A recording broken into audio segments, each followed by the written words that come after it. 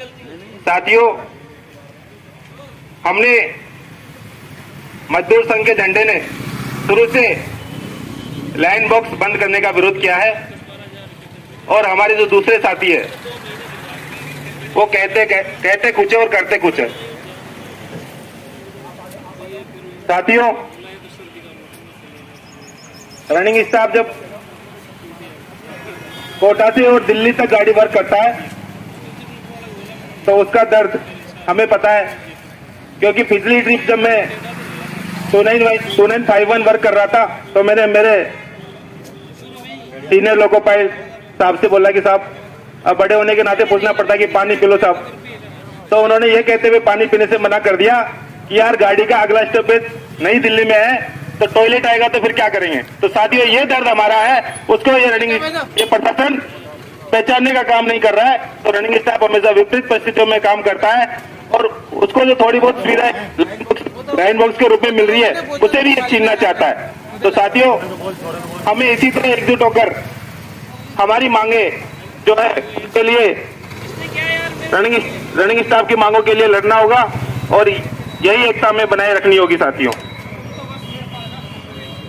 Mobile phone की बात करें तो शिव जी न तो घर पे चलाने देंगे, घर पे भी तुम रेस्ट करो, गाड़ी पे जाएंगे तो वहां भी मोबाइल स्विच ऑफ रखो, फिर रनिंग रूम में थोड़ा बहुत देख लें तो बोले आप रेस्ट नहीं कर रहे, रनिंग रूम में भी वहां भी मोबाइल मत चलाओ। तो भाई मोबाइल चलाएंगे कब? क्या हम सामाजिक प्राणी नहीं है? हमारे भी खूब जिम्मेदारियां हैं, हम भी समाज से जुड़े हुए लोग हैं। तो हमें कुछ तो छूट दे दो कि हमें कब क्या करना है। और अगर इतना ही वो है तो फिर घर पे सारी व्यवस्थाएं करवा दीजिए घर वालों को संभालने के लिए। हम तो सारी चीजें बंद करके आपके यहीं रह जाएंगे, कोई दिक्कत नहीं है। घर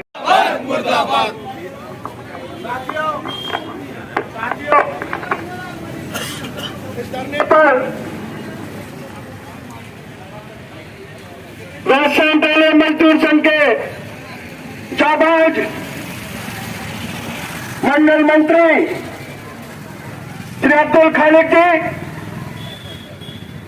आपके बीच धरने की को आगे सुचारू शुरुआत करने के लिए अभी आए हैं। हम जोरदार तालियों से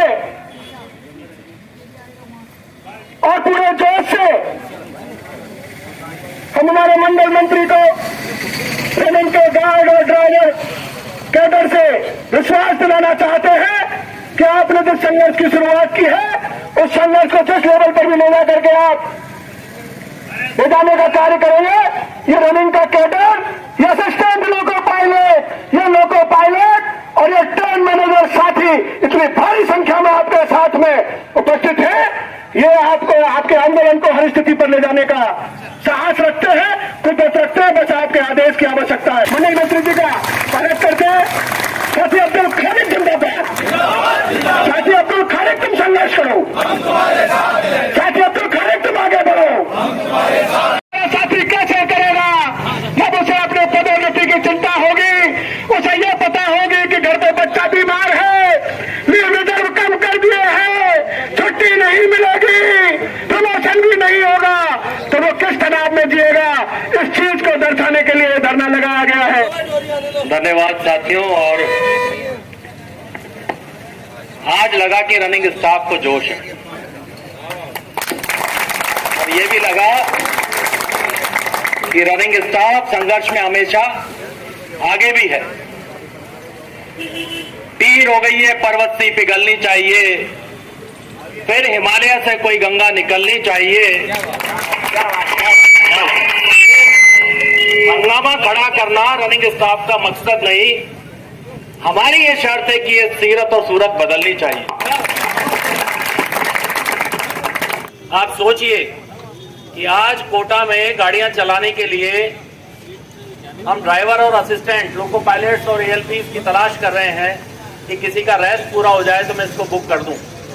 और वहीं दूसरी ओर हमने 250 से ज्यादा पद उस रिव्यू के अंदर न केवल कम कर दिए बल्कि हेडक्वार्टर में बैठे हुए हमारे जो आला अधिकारी हैं उन्होंने कहा कि ये पोस्टें और ये कैडर जो है तुरंत प्रभाव से जबलपुर डिवीजन को ट्रांसफर भी कर दिया जाए। तो सोचिए आप कि किस प्रकार से और कैसे आदेश जारी हो रहे हैं।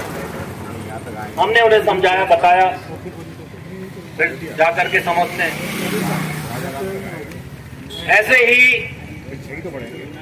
क्रोलिंग, गार्ड लेन मन मर्जी से बनाए जा रहे हैं।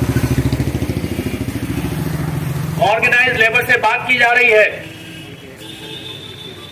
सब चीज को समझ भी रहे हैं, और फिर बिना सोचे समझे या बिना विश्लेषण किए वो जारी किए जा रहे हैं। अरे भाई, स्टाफ का हित तो नहीं देख रहे, उस महारत को इसमें इस्तेमाल कर लीजिए और देख लीजिए। और प्रशासन की भी ये जिम्मेदारी होनी चाहिए कि वो भी हमें कोई परेशानी ना आने दे। मंडल की नेतागिरी करनी थी उनको। हम इंदौर तक लेके जाते थे, सुबह से कोटा इंदौर को। उन्होंने भोपाल डिवीजन के रुखियाई हेडक्वार्टर को रुखियाई में चार्ज दिलवा दिया और कोटा के रनिंग वालों को बेवकूफ बनाने का काम किया कि तुमको 8216 जो है दुर्गज में का वर्जन दिला दिया जाएगा। आज तक नहीं दिला गया, शर्मनाक बात है साथियों। और इस बार भी ये क्रू का जो लेटर जारी हुआ, इसमें 20% एलआर के उनके बंदे कहते हैं कि हम हेडक्वार्टर से करा के लाएंगे। अरे 25 साल से क्या ताऊ जी ने बिरी में दे रखा था 30% एलआर, जो आप हेडक्वार्टर से करा के लाओगे, सौदेबाजी कर आए। मैं इस अवसर पर मैं साथी चेतन शर्मा को जोरदार तालियों से आगाज करना चाहता हूं कि जोरदार तालियों से आप स्वागत करें। साथी चेतन शर्मा जिंदाबाद, साथी चेतन शर्मा जिंदाबाद, जिंदाबाद जिंदाबाद। आज रनिंग स्टाफ के लिए, रनिंग स्टाफ की जायज मांगों के लिए, रनिंग स्टाफ के अधिकार के लिए एकजुटता दिखाते हुए इस धरने में आप सब जो लोग आए, आपको पहले तो बहुत बहुत मजदूर संघ की ओर से धन्यवाद। उन्होंने उन अधिकारी ने स्पष्ट कहा, नहीं, रनिंग रूम से बाहर जाने के लिए ना सीआरपी ने कभी करी नहीं। मेरे पास तो मिनट से मिनट देख लो आप लोग। पहले उन्होंने खालिक भाई की मंशा जानना चाहिए। खालिक भाई ने स्पष्ट कहा, मैं रनिंग से ही हूं। आप जानते हैं रनिंग की क्या आवश्यकता होती है और कब रनिंग का साथी बाहर जाएगा और क्यों जाएगा, यह भी बताया। आप ट्रेस करो, टाकीजों में जाकर चेक करो कि कितने रनिंग स्टाफ के साथी बाहर टाकीजों में पिक्चर देख रहे हैं। अरे आप ट्रेस करना है, वहां आसपास गार्डनों में जाकर देखो कितना रनिंग स्टाफ गार्डनों में घूम रहा है। आप रनिंग स्टाफ सिर्फ और सिर्फ अपना राशन लेने बाहर जाता है, सब्जी लेने, वो भी हरी। कच्चा सामान तो 70 से 80% आदमी खुद अपने थैलों में उठा के लेके जाता है। सिर्फ और सिर्फ राशन लेने और दूध और चाय पत्ती शक्कर लेने बाहर जाता है। उन अधिकारी महोदय ने खालिक भाई को कहा, खालिक भाई बिल्कुल गलत तरीके से जांच की जा रही है। रनिंग स्टाफ जो हेडक्वार्टर ट्रांसफर होकर किसी और हेडक्वार्टर पे जाता है और वापस उस दूसरे हेडक्वार्टर में वर्किंग जाता है, यदि उसका घर वहां पर है तो रनिंग रूम छोड़ के अपने घर या अन्य कार्यों के लिए चला जाता है। ऐसे लोगों को ट्रेस करने के लिए कहा गया है, ना कि ऐसे लोगों को ट्रेस करने के लिए कहा गया जो अपनी जरूरत की चीजों को, आवश्यकताओं को पूर्ति करने के लिए 15 मिनट और 20 मिनट के लिए बाहर जा रहे हैं। मैंने फिर पत्र लिखा है कि कोटा मंडल में चलने वाली गाड़ियों का, सभी गाड़ियों का वर्किंग किलोमीटर बैलेंसिंग के आधार पर जो चल रही है उनका, जो नहीं चलने वाली है उनका, और जो भविष्य में चलेंगी उन गाड़ियों का वर्किंग दिल्ली मंडल को दिया जाए। साथियों, इससे बड़ी दुखद की घटना और जा सकती है कि एक राष्ट्रीय स्तर का नेता मंडल स्तर में इस तरह की घटनाएं चोरी छुपे कर रहा है।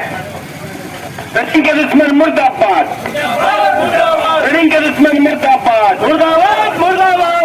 आज जिस संख्या में आप एकत्रित हुए हैं, 10 तारीख को भूख हड़ताल में लॉबी के सामने से अधिक संख्या में उपस्थित होंगे और हमारी मांगों को, हमारी जायज मांगों को लेकर अपनी एकता ऐसे बनाए रखो साथियों, और बेकावे से बच के सत्य संघर्ष के साथ जुड़ो और अपनी जीत को हासिल करो। धन्यवाद। आपकी ये मंशा कभी सेंट्रल रेलवे मजदूर संघ NFIR पूरी नहीं होने देगा, ये मैं आपसे कहना चाहता हूं। शिव पद जिंदाबाद, शिव पद जिंदाबाद। साथियों, आप लोग कमर कसे रहें। वेस्ट सेंट्रल रेलवे मजदूर संघ पूरी तरह से रनिंग स्टाफ के साथ है और आप सब कार्यकर्ता निश्चित रूप से जागरूक है और इस संबंध में सरकार को झुका करके रहेगा। ये जो नुमाइंदा जिसने किया है, आप इसको ज्यादा तूल न दें। असली मंशा तो सरकार की है। सरकार ने ऐसे व्यक्ति को बिठाना है जो उनकी मंशा को रेलवे में पूरी करना चाहता है। तो ये बात किसी बड़े अधिकारी की नहीं, बिल्कुल स्पष्ट है। National federation of Indian railway man के हमारे जो नेतागण हैं, वरिष्ठ नेतागण हैं, वो पूरी तरह से इस लाइन बॉक्स को हटाने का जो सरकार ने निर्णय लिया उसके खिलाफ हैं। और हम लोग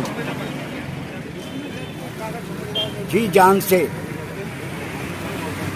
जब तक के ये लाइन बॉक्स जो हटाने का जो तुगल के आदेश दिया गया है इसको वापस नहीं लेते हैं, तब तक हमारा आंदोलन जारी रहेगा। नाम सीएम उपाध्यक्ष, जोनल अध्यक्ष, वेस्ट सेंट्रल होते थे वो 20% कर दिए गए। तो ये 20 और 30 का क्या अंतर है कि हमेशा से 30%, यानी जो आप मान के चलो 100 का अगर कैडर है तो उनके ऊपर 30 आदमी एलआर जो कि रहे छुट्टी वगैरह उसके वाइज में काम करते थे, वो काम अब 20 आदमियों से लिया जाएगा। यानी 10 आदमियों का 30 आदमियों का काम 20 से लिया जाएगा। अब ये ऑफिस वर्क थोड़ी है कि किसी को 2 फाइल ज्यादा वर्क करा लिए, कि ये तो गार्ड है, ड्राइवर है, इनको तो आप प्रॉपर गाड़ी वर्क करनी पड़ेगी। इसका मतलब ये होगा ले दे के जो है आपको छुट्टी नहीं मिलेगी। अब छुट्टी क्यों नहीं मिलेगी? छुट्टी कोई घर से या बाजार से थोड़ी लाए। छुट्टी हमने यहाँ नौकरी करके सेवाएं दे के अपनी अर्न की है, वो हमारा अधिकार है। तो आप छुट्टी नहीं मिलेगी, वो 10 आदमियों को छुट्टी नहीं मिलेगी। आपका मतलब ये अगर 30 से अगर 20% में हम काम चला रहे हैं तो निश्चित रूप से 10 आदमियों को रोज छुट्टी रिग्रेट होगी कि आपको नहीं दी जाएगी, क्योंकि हमारे पास आदमी 20 ही है। तो ये एलआर 30% का हमेशा 30% होते हैं और यूटिलाइजेशन भी होता है। कोई खाली नहीं बैठता, एलआर घर पे भी बैठता, काम देता है। इसलिए 30% हमारा अधिकार है, ये हमारा प्रमोशन का भी अधिकार है, हर तरह से हमारी जरूरत है।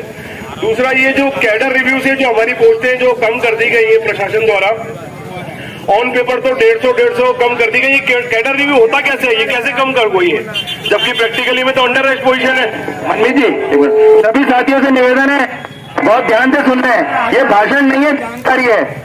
मन्नी जी स्ट्रेटेजी खराब नागरिक बनेंगे और कैसा उनका जो एक अच्छा नागरिक होगा वो आगे अच्छा विकास भी करेगा।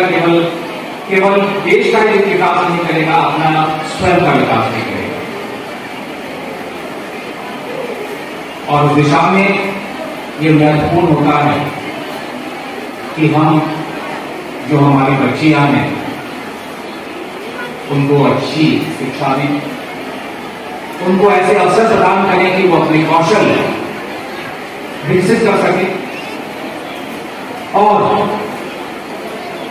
इतना आत्मबल पैदा कर सके, एक आत्मविश्वास पैदा कर सके अपने आप में कि वो इस समाज में, अपने देश में और देश के विकास में अपना योगदान दे सके और एक अपना स्थान, एक मुकाम हासिल कर सके।